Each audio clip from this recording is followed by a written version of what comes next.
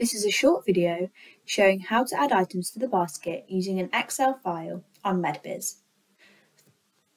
First, you'll need to create an Excel CSV file with the product codes you'd like to purchase in column A and the corresponding quantity in column B. This is ideal if you are placing a large order with a lot of different product codes. Once you have added all product codes and quantities you need, save the file as a CSV with any name that makes sense to you.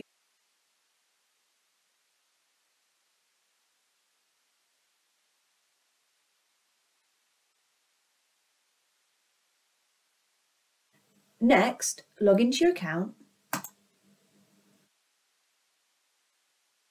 go to My Mediq, scroll to your quick order pad and click the CSV upload button. Click Choose a File and select the CSV file you've just created. You will see all of the product codes and quantities drop into the box below. If you would prefer, you can populate the text box by entering one product code per line, followed by a comma, and then the quantity, as shown here, rather than uploading a CSV file. Next, hit Order. This will redirect you to your basket, where you can either update the quantities, complete your order, or leave the basket to find more products to purchase as required.